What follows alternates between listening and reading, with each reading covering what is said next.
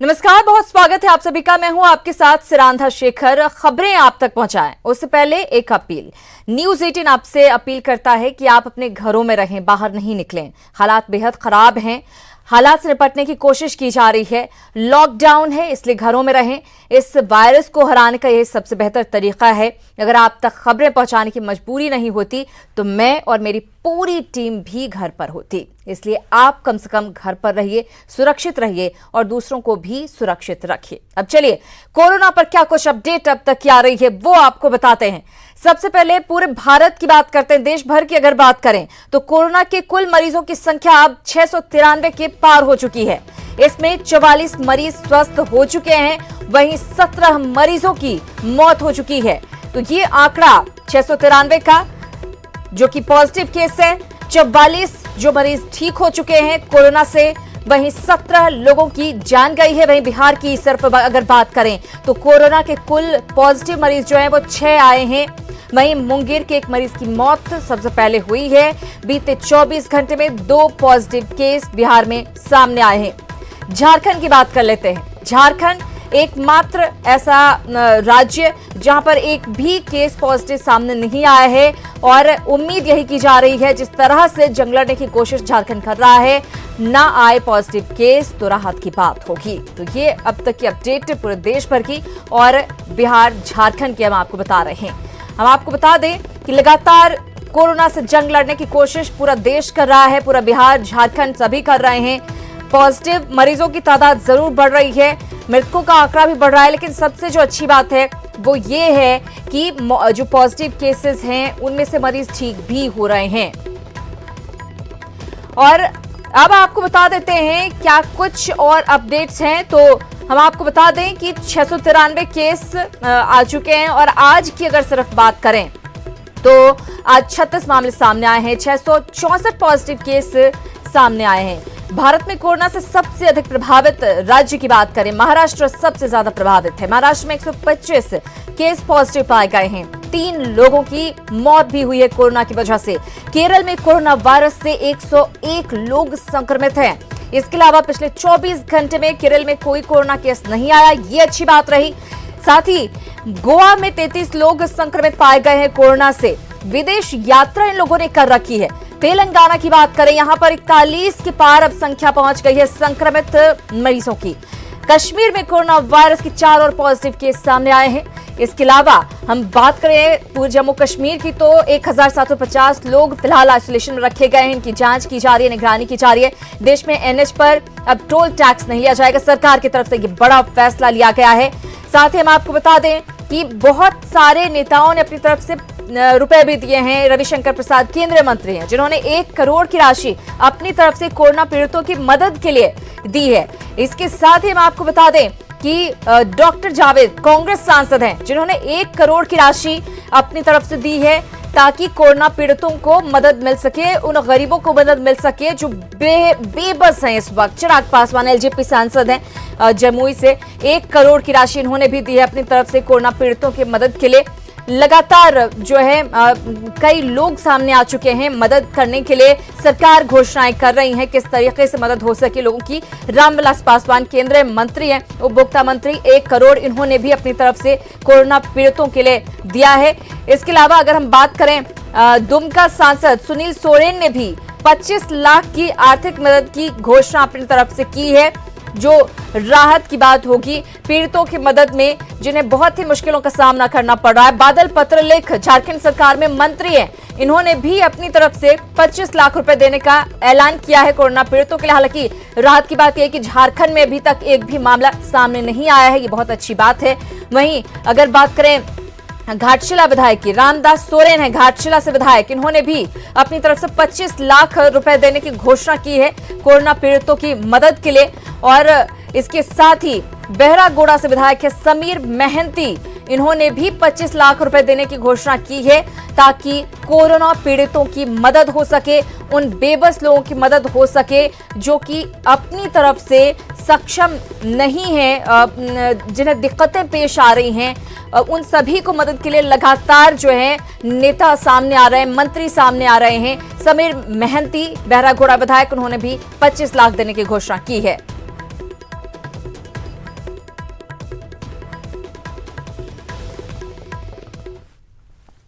और हम आपको बता दें, लगातार कोरोना वायरस से लड़ने के लिए हर कोई तैयार है। छपरा के लोग भी लॉकडाउन का सख्ती से इसके लिए पालन कर रहे हैं। बिहार उत्तर प्रदेश की सीमा स्थित जयप्रभा सेतु पर पूरा सन्नाटा पसरा हुआ नजर आ रहा है।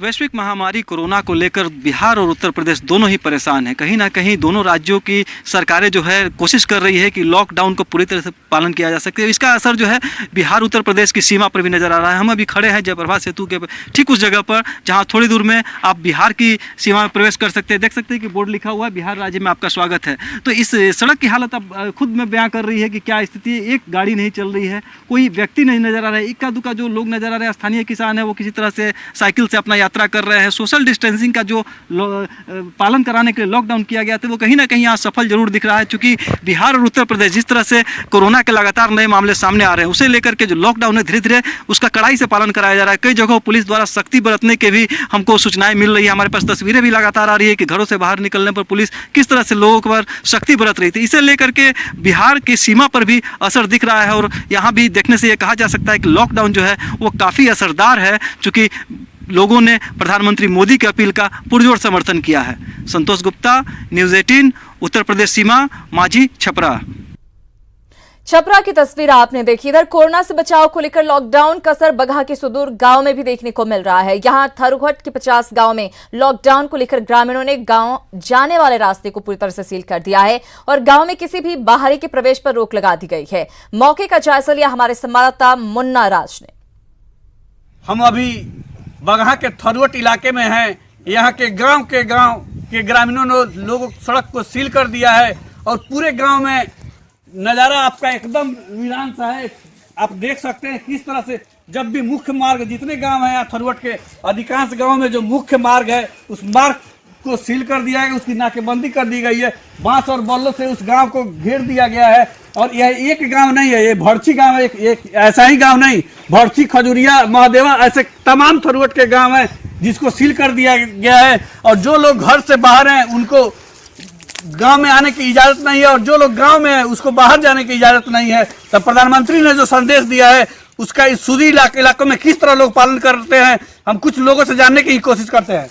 कैसे देखते हैं आप लोग इसको? जी सर, हम लोग मतलब बहुत गंभीरता से लेके पालन कर रहे हैं। जो मोदी सरकार ने जो नियम लगाए हैं उनको गंभीरता से चाह रहे हैं कि मतलब कि बाहर से जितने भी लोग आए हैं मतलब गांव के अंदर इन नहीं करें, ठीक ना। उसके अलावा मतलब हम लोग चाह रहे हैं कि मतलब कि बाहरी जो जहां है वहीं रहें।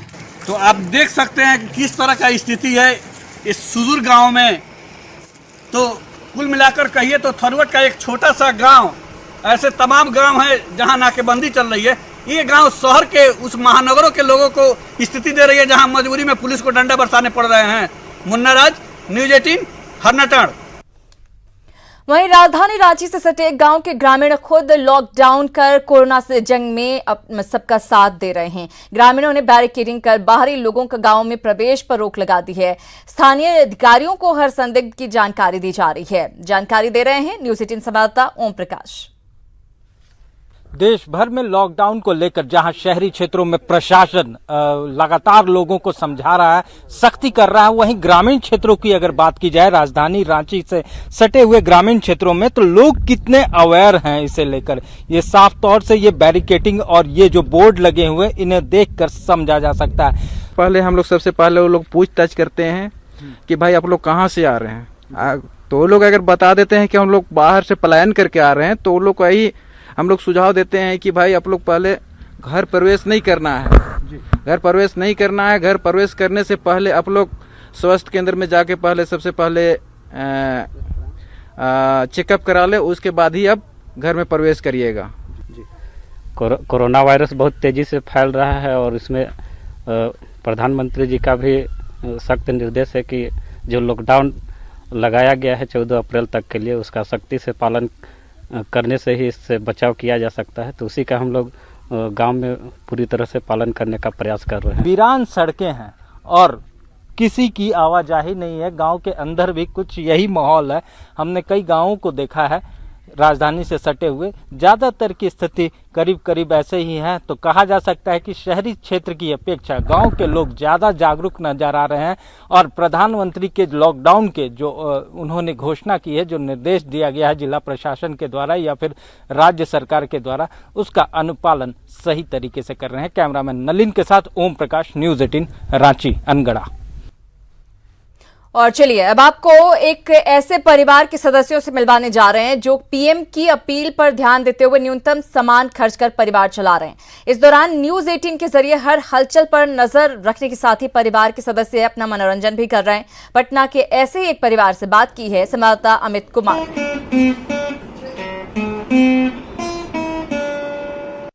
ऐसे फैमिली से आज हम मिलाने जा रहे हैं जो पीएम के आह्वान पे कि देश में सामान की कमी नहीं होगी और मिनिमम सामान का ही यूटिलाइजेशन आप अगर जरूरत पड़े तो अगले 21 दिनों तक करें। तो ये फैमिली कर रही है, हम मिलवाने जा रहे हैं आपको इस फैमिली से। तो आपको लेके चलते हैं इस फैमिली के पास, दिखाते हैं कैसे ये फैमिली जो है वो बड़ी फैमिली है लेकिन उसके बावजूद कैसे न्यूनतम जो सामान है उसको लेकर के ये लोग जो है इस्तेमाल कर रहे हैं। हम लोग तो घर में ही हैं, पिछले 22 साल से प्रधानमंत्री ने कहा है और हम लोग कोई घर से बाहर निकल नहीं रहे हैं और हम लोग न्यूज चैनल के थ्रू जो है अपडेट सारा ले रहे हैं। ये मनोरंजन फैमिली का भी मनोरंजन कर रहा है, अपना भी मनोरंजन कर रहा है। क्या बजा रहे हो तुम? पापा कहते हैं। थोड़ा बजाओ।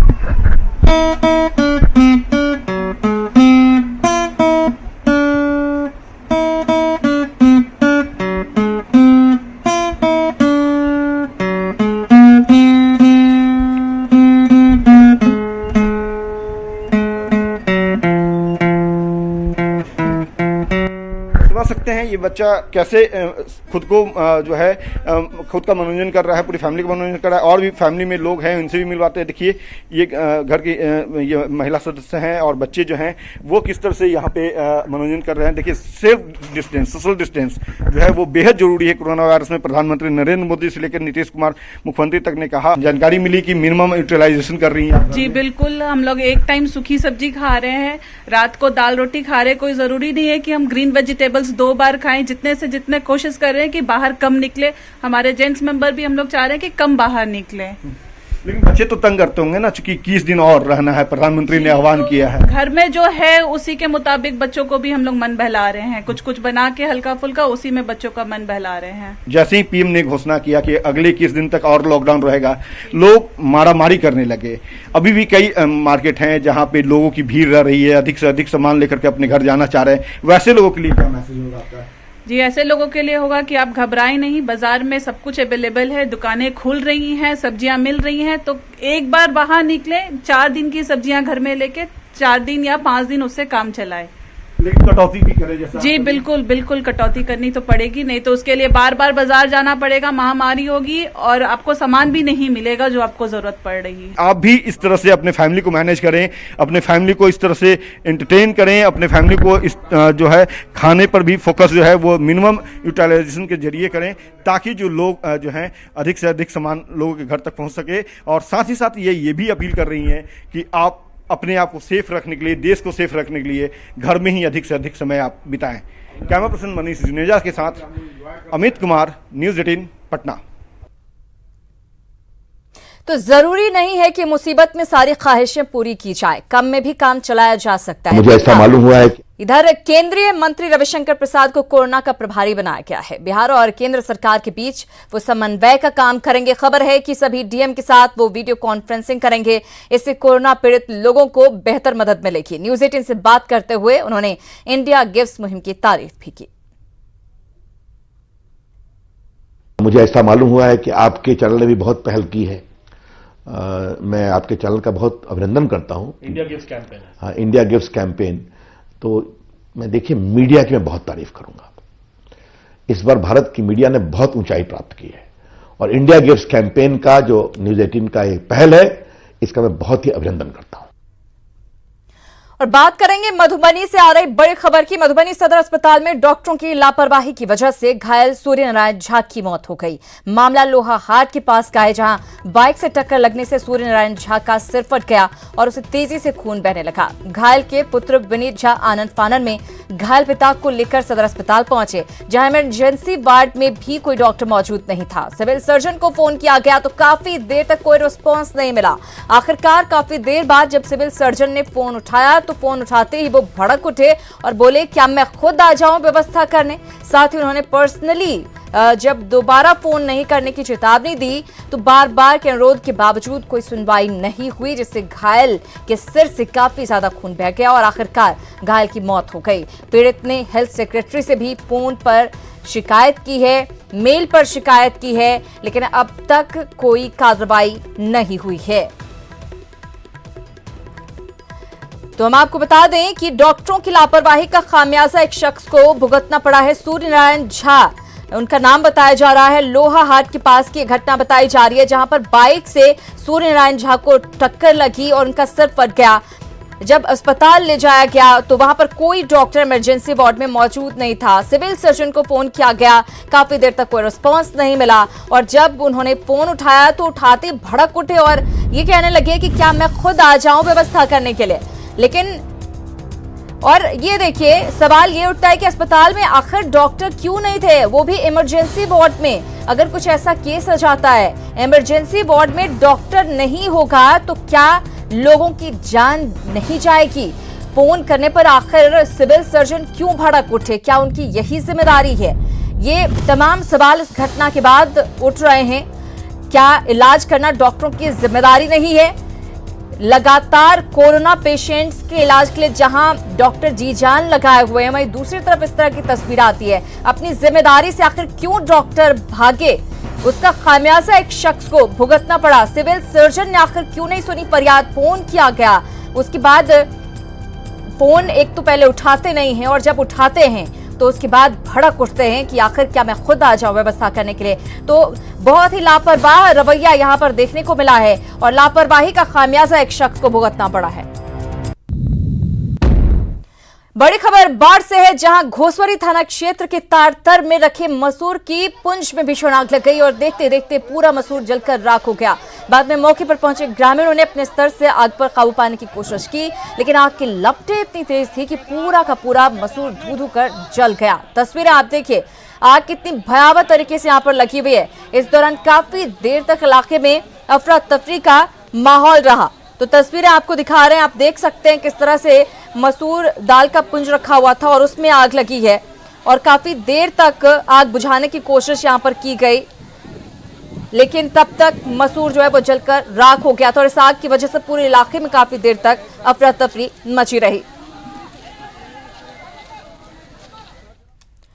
उधर दानापुर कोर्ट में ड्यूटी में तैनात 3 सिपाहियों पर अवैध वसूली का आरोप लगाने पर पिकअप वैन चालक को गोली मारने का आरोप लगा है। पटना एसएसपी ने पीपा पुल के पास घटनास्थल का जायजा लिया। जांच में पता चला कि ये तीनों पुलिसकर्मी चार्टर ड्यूटी से अलग होकर अवैध वसूली के धंधे में शामिल थे। जांच में यह भी पता चला कि पिकअप वैन में आलू लादकर दानापुर ला रहे सोनू साव से इन पुलिसकर्मियों ने 1000 रुपए की मांग की और नहीं देने पर दानापुर कोर्ट में तैनात पुलिसकर्मियों ने सोनू साव के पैर में गोली मार दी, जिसमें सोनू घायल हो गया। घायल सोनू ने दानापुर पुलिस को इसकी सूचना दी। गंभीर रूप से घायल सोनू को पुलिस ने दानापुर अस्पताल में भर्ती करवाया, जहां से उसे पीएमसीएच रेफर कर दिया गया है। उधर आरोपियों को पुलिस ने गिरफ्तार कर लिया है। दानापुर कोर्ट में उनकी प्रतिनियुक्ति है और वो लोग अपने चार्टर्ड ड्यूटी से अलग निकल के कुछ अवैध काम करने का तो सत्यापन हुआ ही है। विक्टिम ने जो एफआईआर किया है उसके आधार पर उनको हम लोगों ने गिरफ्तार किया है, उनको जेल भेजा गया है। विक्टिम के बयान पर हम लोगों ने आमसर का भी केस किया है। सरकारी रिवॉल्वर से का इस्तेमाल इसमें हुआ है। ये घटना बहुत ही दुर्भाग्यपूर्ण है और इसके ऊपर हम लोग बहुत कठोर कार्रवाई कर रहे हैं। उनके ऊपर विभागीय कार्रवाई भी चलेगा और बाकी उसके बाद उनकी जो भी घटना है वो चार्जशीट करके हम लोग ट्रायल कराएंगे। और कोरोना के प्रकोप के बीच किस तरह से कुछ कर्मवीर अपनी ड्यूटी निभा रहे हैं वो अब आपको दिखाएंगे। कोरोना वायरस से निपटने के लिए आप अपने अपने घरों में हैं तो आपकी सेवा में जुटे हैं कई कर्म योद्धा। रेड क्रॉस सोसाइटी के कर्मवीर अपनी चिंता छोड़कर लगातार लोगों की मदद कर रहे हैं। ऐसे ही कर्मवीरों और चिकित्सकों से खास बातचीत की न्यूज 18 संवाददाता रजनीश कुमार ने।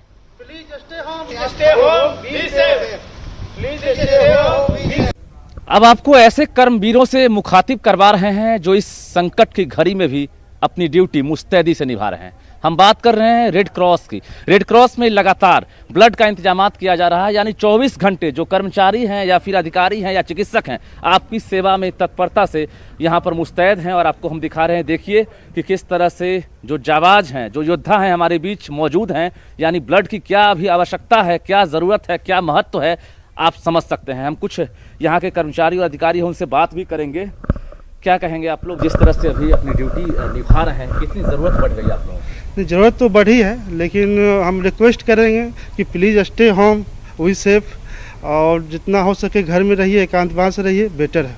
अभी भरोसा दिला रहे हैं कि ब्लड की आप कमी नहीं होने देंगे? ब्लड की कोई कमी नहीं रहेगी और हम लोग तत्काल में सारा सुविधा मैनेज किए हुए हैं, चलेगा अच्छा से। हम लोग चूँकि एसेंशियल सर्विसेज में आते हैं, इसलिए हम लोग जो है सो सेवा प्रदान कर रहे हैं। और मेरा जो है सो लोगों से रिक्वेस्ट है कि वो अगर बिना मतलब का किसी भी बिना जरूरी काम के वो घर से बाहर ना निकले। तो आपने देखा रेड क्रॉस के ये कर्मी थे और अधिकारी थे जो कहीं ना कहीं भरोसा दिला रहे हैं आपको कि आप घरों में रहें, जरूरत होगी तो ये कर्मचारी और अधिकारी आपकी सेवा में लगातार तत्परता दिखा रहे हैं और ब्लड की ये कमी नहीं होने देंगे। इसलिए न्यूज़ 18 भी आपसे अपील कर रहा है, please stay at home and be safe. जान है तो जहान है। कैमरामैन आशीष के साथ रजनीश कुमार, न्यूज़ 18 पटना। वहीं लॉकडाउन को सफल बनाने के लिए रांची में कुछ सामाजिक कार्यकर्ता भी आगे आए हैं। इन्हीं में से एक हैं इमरान सोनू, जो अपनी स्कूटी पर सवार होकर माइक से लोगों से अपने घरों में रहने की अपील कर रहे हैं। लॉकडाउन के रियल हीरो इमरान सोनू से बात की न्यूज़ 18 संवाददाता संजय सिन्हा। कोरोना के माहौल में जब आज घरों में रहने की ज़रूरत है, तब सामाजिक संस्था के कुछ युवक बाहर सड़क पर बाहर निकलकर लगातार लोगों से ये अपील कर रहे हैं कि लोग घर में रहें और सामाजिक हीरो बने। हीरो बनने के लिए उन्हें सड़क पर निकलने की ज़रूरत नहीं है, घरों में रहकर ही अपना एक संदेश दे सकते हैं। अगर आप बाहर निकलते हैं तो आप वो संक्रमण जो है कोरोना वायरस, वो खुद आप अपने घरों पे लेकर आएंगे और अपने परिवार को फिर इससे करेंगे। तो इसीलिए हम ये अपील कर रहे हैं सब लोगों से। एक बार आप अपील करके बताएं, क्या आप अपील करते हैं लोगों से? मैं पुनः अपील करने के लिए आया हूं कि आप लोग अगर हीरो बनना है तो खुद को घरों में रहकर हीरो बने और इस लॉकडाउन का पूरी तरीके से पालन करें, क्योंकि ये एक संक्रामक बीमारी है। अगर आप बाहर निकलते हैं तो आप इस संक्रमण से पीड़ित हो सकते हैं। अगर आप पीड़ित होंगे, अपने घर पे जाएंगे, अपने परिवार को इस संक्रमण से संक्रमण धर सकती है। उसके बाद आप अपने समाज को भी बीमार कर सकते हैं और अपने देश को भी बीमार कर सकते हैं। तो ज़रूरत है ऐसे ही युवाओं की जो लॉकडाउन के दौरान बाहर निकलकर लोगों को सकारात्मक संदेश दे सकें कि लोग घरों में रहें, सुरक्षित रहें और दूसरों को भी सुरक्षित रहने में मदद करें। कैमरामैन शाहनवाज के साथ संजय सिन्हा, न्यूज़ 18 रांची। अगर हीरो बनने का मन कर ही रहा है तो इस वक्त घर में रहकर हीरो बने, इसका मजा ही कुछ और होगा। कुछ वक्त बाद सब कुछ सामान्य हो जाएगा। फिलहाल इस बुलेटिन में इतना ही, लेकिन न्यूज़ 18 बिहार झारखंड पर खबरों का सिलसिला लगातार जारी है।